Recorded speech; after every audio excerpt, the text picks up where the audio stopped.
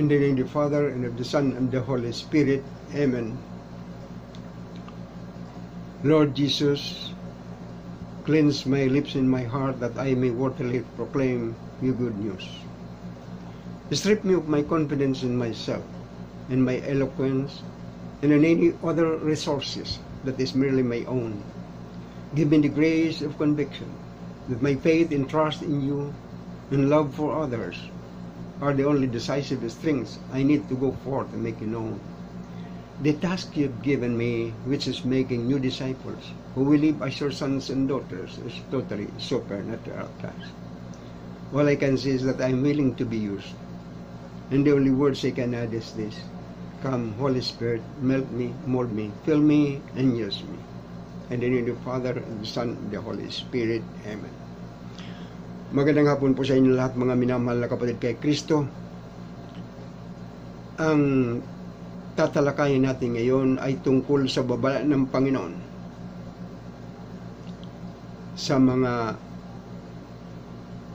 may natatagong kayamanan o kayamanan sa buong mundo. Darating ang Antikristo na naghahari sa buong mundo. Kabilang sa pamamahalaan niya ay ang ginto, pilak at lahat ng kayamanan ng Ehipto, pati ang Libya at Ethiopia ay masasakop niya. Sa madalit sabi, ang mga bansang nabanggit ay nagre-represent sa buong mundo. Napapaloob ang World Bank sa One World Government o New World Order. Nagsimula ang pagkakaisa ng mga bansa sa League of Nations, pagkatapos United Nations, at finally New World Order.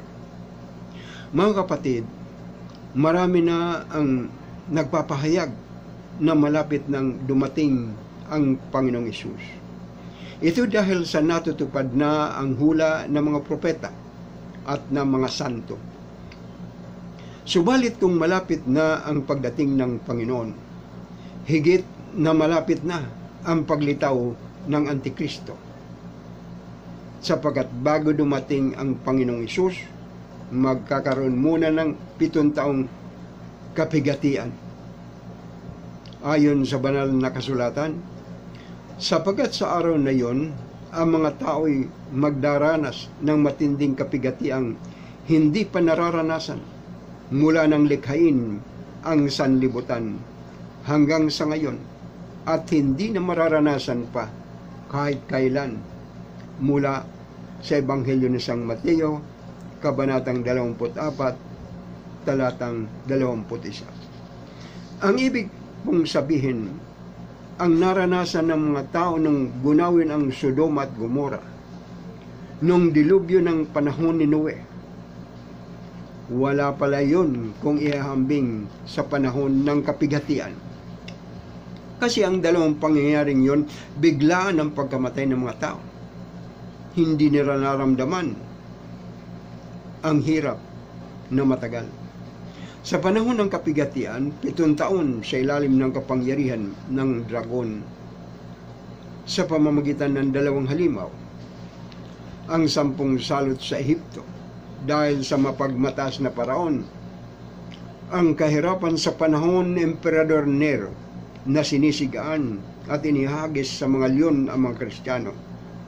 Mga digmaan, panahon ni Hitler, panahon ng Hapon, na binagsakan sila ng atomic bomb sa Hiroshima at Nagasaki. Tsunami sa kanila, bagyong Yolanda, Rolly at iba pang mga kalamidad. Kahit pagsama-samahin yon, ay hindi makapapantay sa panahon ng matinding kapigatian. Ang buong mundo ay paghaharian ni Satanas, at kung saan siya naghari ay impyerno na rin yun. Sa aklat ni Daniel, Kabanatang 11, talatang 28, ang hari ng Syria, bula ang propeta, ay uuwing taglay ang malaking kayamanang nasamsam niya. Parang Yamashita treasure na nasasamsam sa digmaan. Ngunit bago siya umuwi sa sariling kuta, uusigin muna niya ang relihiyon ng bayan ng Diyos. At sa aklat pa rin ni Propeta Daniel, Kabanatang 1, talatang 40 hanggang 43, sasakupin niya ang mga bansa na parang dinaanan ng isang malaking baha. Papasukin din niya ang lupang pangako at libo-libo ang mga mamamatay sa labanan. Maraming bansa ang masasakop niya, kabilang dito ang Ehipto, pati ang Libya at Ethiopia ay masasakop niya. Sa madalit sabi, lahat ng kayamanan ng buong mundo ay kukontrolin niya sapagkat nasa kanyang pamamala ang world banking industry, pati mga ginto't pilak na pribadong pag-aari. Pwede niyang ipag-utos na offline sa loob ng 1 linggo o higit pa sa mga bangko. Walang mga rally.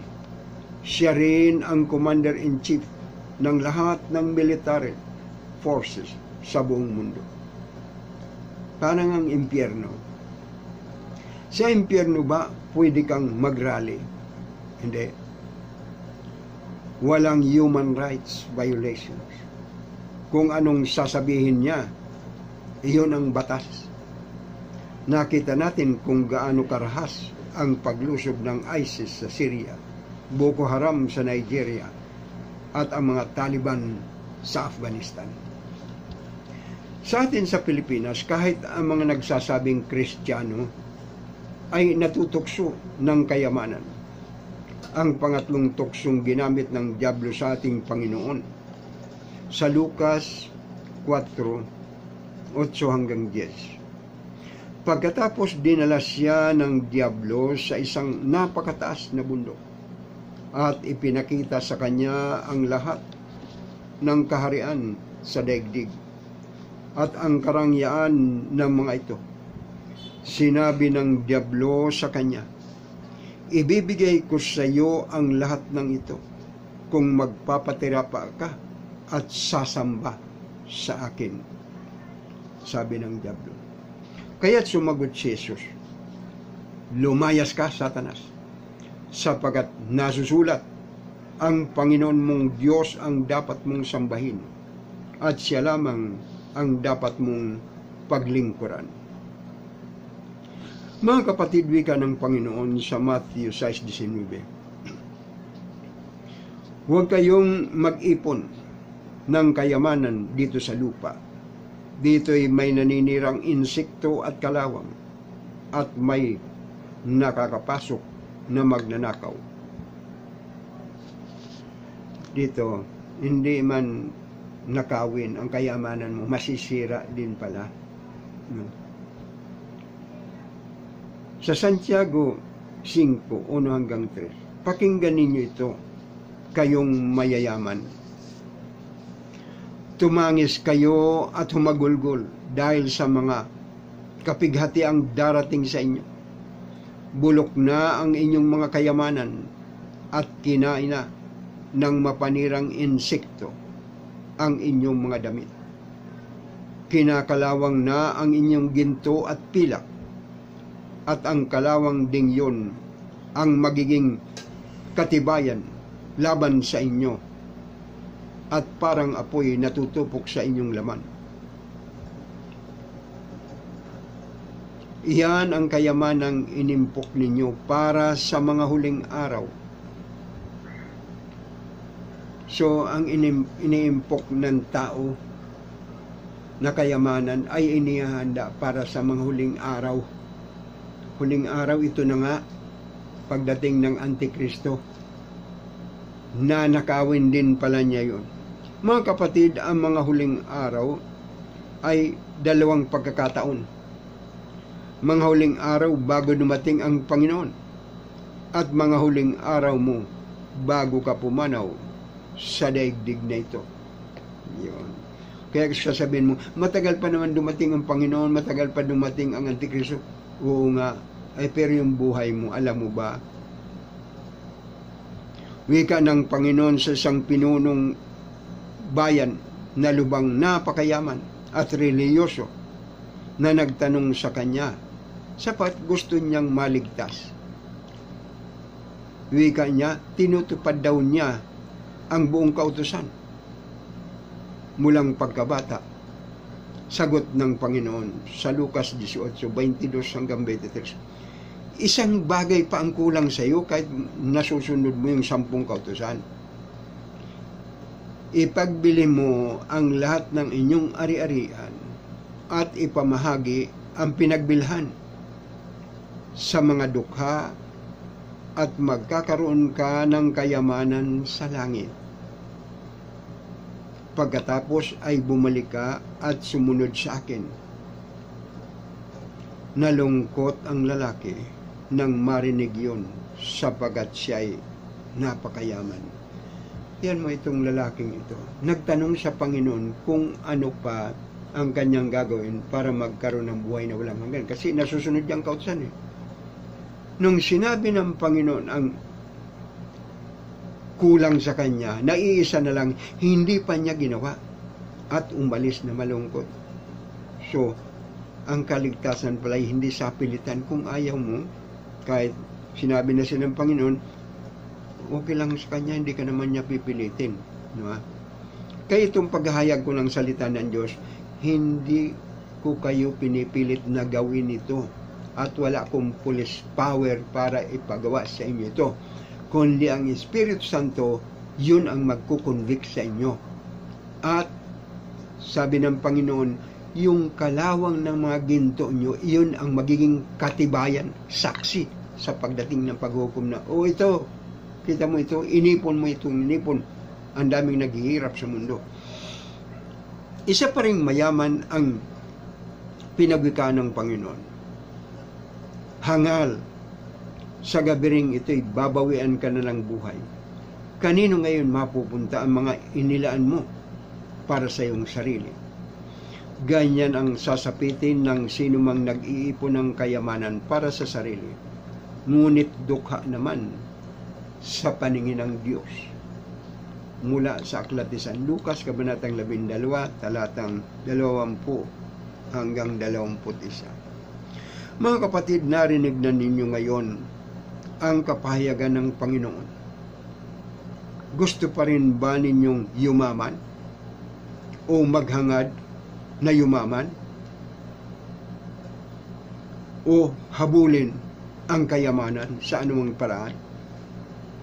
Hindi naman sinabi ng Panginoon na hindi maliligtas ang mayaman. Napakahirap lang daw, lalo na sa panahon ng matinding kabigatian.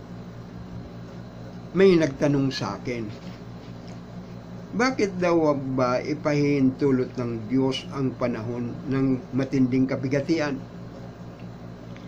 Hindi ba raw pwedeng dumating siya na wala na itong kahirapang ito? Ang sagot ko naman, kung darating siya ngayon, marami ang hindi maliligtas. Marami ang umaasa at nakasandal sa kayamanan, sa pinag-aralan, sa karunungan, sa katanyagan, at sa mga politiko. Marami ang hindi mananabik sa Panginoon sa kanyang pagbabalik.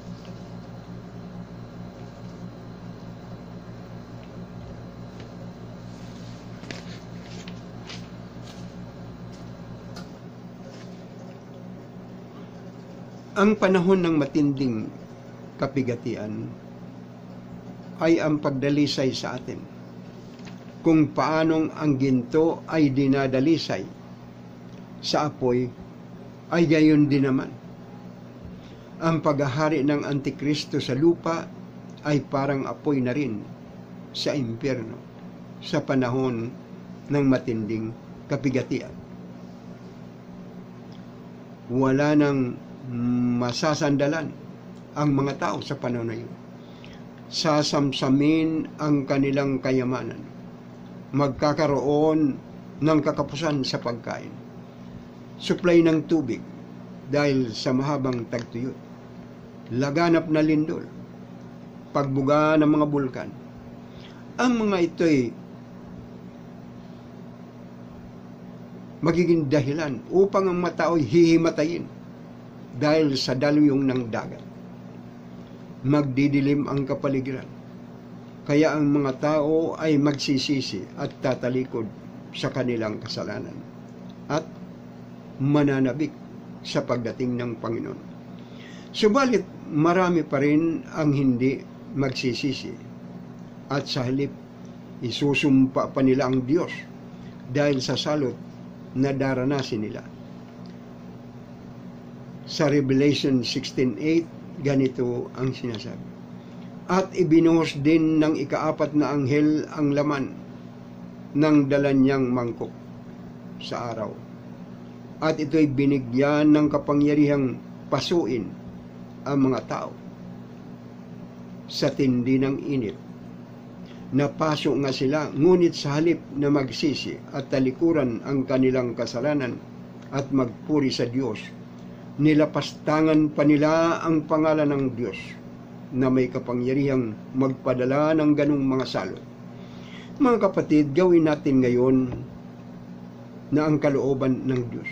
Iwika niya, today, if you hear His voice, harden not your hearts. Sa ngayon, narinig na natin ang winika ng Panginoon. Huwag na raw patigasin ang ating puso. Gawin na kapag narinig na. Hindi pwedeng, Lord, sa isang buwan ko na gagawin. Hindi po pwede yun. Sapagkat ngayon mo narinig, bakit sa isang buwan mo pa gagawin? Ipamigay mo na ang iyong kayamanan. Huwag bukas o sa isang buwan, bago maging huli ang lahat.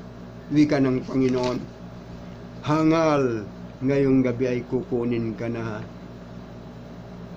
at babawian ng buhay. Kung hindi man, pagdating ng Antikristo, sapilitang kukunin sa iyo at manganganib pa ang buhay mo. Baka tanungin mo pa siya, bakit saan mo gagamitin ang lahat ng kayamanan ng mundo? Ang sagot, maraming paggagamitan. Sa daming mga kalamidad, mga sakit na kailangan ng bakuna at higit sa lahat, ang paghahanda sa digmaan sa Armageddon, ang una sa dalawang huling labanan, ang pinakamadugong labanan sa kasaysayan. Ito'y sa pagitan ng lahat ng mga hari, mga emperador, lahat ng mga presidente, at lahat ng mga hukbong sandatahan ng buong mundo sa pangunguna ng Antikristo laban sa hukbo ng kalangitan sa pamumuno ng ating Panginoong Jesucristo, ang hari ng mga hari at Panginoon na mga Panginoon. Ang halimaw at huwad na propeta ay inihagis na buhay sa lawa ng nagliliyab na asupre. Sa Revelation 19, verse 21, ang kanilang mga hukbo ay pinatay sa pamamagitan ng tabak na lumalabas sa bibig ng nakasakay sa kabayo. Iyon ang ating Panginoon Jesucristo. Nabusog ng husto ang mga ibon sa pagkain ng kanilang mga bangkay. Maraming mayayaman ang may ari-arian sa ibang bansa, tulad ng mga ginto, deposito sa bangko, at mga mansyon. Kapag lumitaw na ang Antikristo, sa panahon ng kapigatian, hindi niyo na mapupuntahan yun. Ang biyahe roon ay patungong impyerno na rin. Bakit? Sa panahon na yon, hindi pwedeng magbiyahe ang walang tatak ng halimaw, ang 666. At kapag may tatak ka naman, ikaw ay pagmamay-ari na ni Satanas. Hindi ka makapagtatago. Matutuntun ka pagkat ang tatak na yon ay may Geographical Positioning System o GPS. Katulad noong pa, nung mga pelikula James Bond, parang ipinapakita na ron na mangyayari pala yung ganun. Kahit saan pumunta si James Bond, natutuntun. Nakalagay din doon sa tatak ang mga bank accounts at ari-arian mo. Ngayon nga, ang hirap magbiyahe sa panahon pa kaya ng Antikristo. Sa panahon na yon, hindi pwedeng dumaan sa kahit sa mga lansangan, karagatan, himpapawid. Ang sandatang lakas ng mundo ay hawak ng Antikristo. At may checkpoint sa lahat ng dako. Sa aklat ni Propeta Isaias, chapter 33, verse 8, mapanganib na ang maglakbay sa mga lansangan. Wala nang kasunduang pinahalagahan. Yung Peace Covenant ba, nung magsimula ang tribulation, ay may pirmahan ang halimaw ng Roma at ang bulang propeta na magkakaroon ng kapayapaan sa buong mundo. Walang kapayapaan. Nilabag. Wala na ring taong iginagalang. Wala na, kasi yung dalawang saksi ng Diyos na naghayag ng salita ng Diyos ay pinatay pa nila. So wala na talagang ginagalang. Ang kayamanan mo, lihitin mo man o nakaw, parehong sasamsamin yun ng Antikristo. Sabi sa Isaiah 33:1, mapapahamak ang aming mga kaaway. Sila'y nagnakaw at nagtaksil, kahit na walang gumawa sa kanila ng ganito. Ngunit magwawakas ang ginagawa nilang ito, at sila'y magiging biktima rin ng pagnanakaw at pagtataksil. Kumbaga, parang double cross. Ang double cross ganito. May grupong hold upper. Paglabas nilang mang-hold up, halimbawa sa isang bangko, nasa lubong sila ng isang grupo rin na hold upper, hin-hold up sila. Iyon ang tinatawag na double cross. O kaya yung maging kakampi nila na kinuha yun, parang double cross din yun. Ngayon, may napapansin akong isang taong kahit wala pa nung panahon ng politika, namimigay ng pera, si Manny Pacquiao. Siguro alam niya ito na darating ang panahon, wala ring saysay ang mga kayaman ito sapagkat kukunin nga ng Antikristo, mabuti pang ipamigay na. Kaya nagsisimula na siyang mabigay. At kahit nga namimigay, hindi naman ako nangangampanya, no? Kasi wala akong hilig na sa politika. Ako'y nagdadasal bago bumoto. At saka doon ko lang malalaman kung sinong iboboto ko. Ngayon hindi pa. Kasi sa oras na pumasok na ako doon sa polling place, tsaka ako magdadasal at ihayag ng Panginoon kung sinong iboboto ko. Kaya lang, napapansin ko nga itong si Manny Pacquiao. Kaya lang, sana manalo siya o hindi, tuloy ang pamimigay niya, pagmumudbud ng kayamanan niya. No? Kung mayroon pa siyang mga mansion sa Amerika, sabi naman, ipagbili mo lahat ng ari-arian mo at ipamigay mo sa mga dukha. Pagkatapos, bumalik ka sa akin at sumunod ka. Mo? Hindi lang ipamimigay, kundi susunod sa Panginoon. Kaya ganon. Kaya, ang dami naghihirap sana doon sa aming barangay sa Catanduanes. Sa tuwing masama ang panahon na pumapasok ang dagat, kawawa ang mga tao. Kasi may seawall doon na nasimulan pero hindi na natapos kasi ngayong administrasyon nito, bawal daw magpagawa ng seawall. Ang priority raw ay yung evacuation center. Para sa amin, ang evacuation, ang seawall ang mahalaga. Kasi, nag-evacuate lang ang mga tao kapag napakalakas ng bagyo. No? Pero kung hindi naman, hindi na kailangan. Pero, kahit walang bagyo, o low pressure lang, pwedeng pumasok ang dagat doon sa amin eh. Yung tidal wave, kapag Agosto, matataas ang alon, pwedeng pumasok doon. Kaya, para sa amin, yun ang malaga. Sana maunawaan ito ng ating mahal na Pangulo na magsuri din, tanungin din ang mga tao, ano ba ang mahalaga sa inyo? Hindi yung sasabihin lang ng kanyang advisor, hindi, mahalagang evacuation center. Hindi naman sa pagkakata nag-evacuate sa, at pag may bagyo lang. So yun lamang po, sana yung mga mayayaman ay mag-ambag-ambag naman na makumplituhan ang seawall doon sa aming lugar. No? Kung napakayaman mo, ikaw na mag-isa magpagawa. Kaya salamat sa inyong pakikinig mga kapatid. Naway, maibahagi niyo ito sa iba, lalo na sa mga mayayaman, baka hindi nila alam.